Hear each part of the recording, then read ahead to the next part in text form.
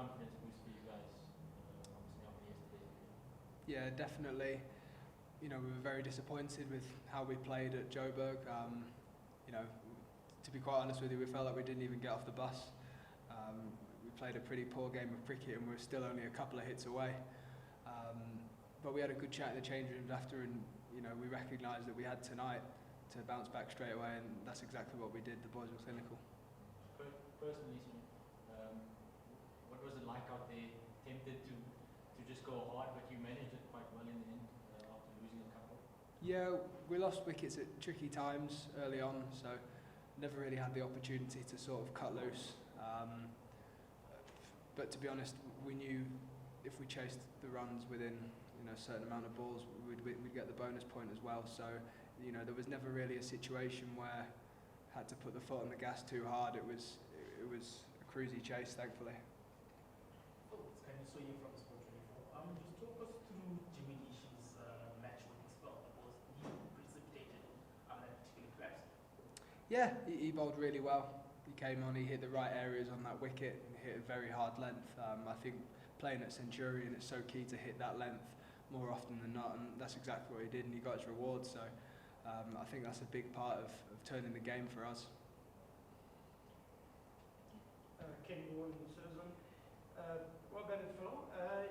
You and Will Jack seem to have really struck up a really good relationship at the top of the order there. You seem to have a great understanding. Have you guys played it all much together before? We've not played much together before. No, we played against each other a lot as kids, at juniors, but we've not played together before. But he's a good fella. We just communicate in the middle. To be honest, it's very chilled. Spend a lot of time together off the park, and I think that translates into a sort of a good relationship on the pitch as well. Go ahead. So yeah, one of the things both you and Will seem to do a lot of, which maybe South African batsmen don't quite do as much of, is opening up the offside. You guys are all scared to step outside the leg stump and play from there, whereas I think our guys tend to maybe target the leg side boundaries a bit more. Is that quite a common feature of T20 cricket in England, or is that specifically something you two have worked on? I think, to be quite honest with you, if you want to be a complete player in T20, you have to hit the ball all around the park, and getting a feel for what the bowler's going to do is key to that. So if you feel like they're coming in at you, more often than not, if you've got a short side to hit or whatever, the best option will be to give yourself room and try and access that, I suppose. So I think it's something that depends quite a lot on the dimensions of the ground more than anything else. Yeah, Phil, how important is tonight's win in the context of the fact that you've got two really tough games down the coast? To be quite honest with you, I think we expected to win tonight, not being arrogant. I think we turned up at Joburg and we did ourselves an injustice really with the way that we performed, but we know how good we are and we know how deep we can go into this competition. Just on that, you guys have played a couple now, 4 games together. Coming into this, obviously all new, everyone's new to the team setup. Seeing how things have gone so far, you say you've got some targets and how far you can go. Just what is the feeling within the camp, projecting where you'd like to see yourself? To be quite honest with you, I think a lot of our mentality comes from sort of half Delhi and their success in the IPL, and it's also half Titans, and we know how good the players that have come through both of those places have been. Specifically here, we know the players that have come through that dressing room and the success that they've brought the fans and the people from this area.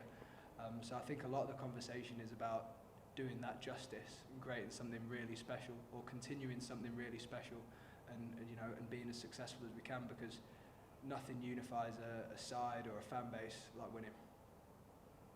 Yeah. This is from City Press. Just what has surprised you or blown your mind away in this tournament so far? That's a good question. There's biltong at every ground. I think I love biltong. It's really hard to get good biltong in the UK, so I think it surprised me there's good biltong everywhere. But cricket-wise, I don't think I'm too surprised by anything, to be honest. The wickets have been good. You know, I think all the sides in the competition are strong, and there's some really, really world-class players in the competition. So, you know, if I say I was surprised by anything, it'd be the standard of the cricket and how good the league is. But if I was to be brutally honest with you, you know, everybody knows that it's a good league, and that's exactly what we're expecting. And the crowds?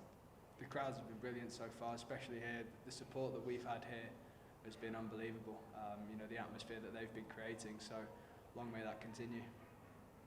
So do you think it's a T20 league that's going to be up there with the best in the world? I think so, definitely. If it's got all the makings of it, it's got, you know, the right ownership, it's got the right people running the competition at the top, it's got the best players in the world, it's got great venues. I don't see anything but positives in it from my playing point of view. Any more questions? Yeah. Yes, Kevin from the Press Association. Now, obviously at the moment you're top of the lot, which is brilliant, but there's going to be a break coming soon. What is the team going to do to keep the momentum? Obviously, the Proteas are playing. What is the team going to do in that week so that the momentum can be kept for the last bit of the tournament when it counts? Can't say wine tours to this, can I?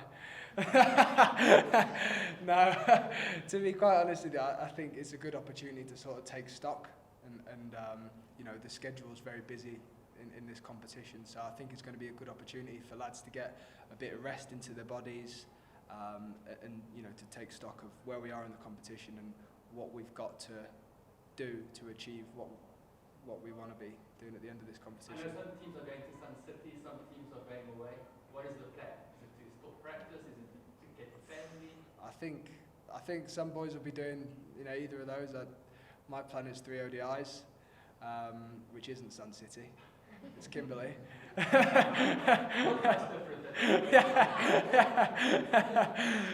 But no, I think the boys will have a little bit of downtime, and they'll chill out, and hopefully they'll come back refreshed and ready to launch into the second part.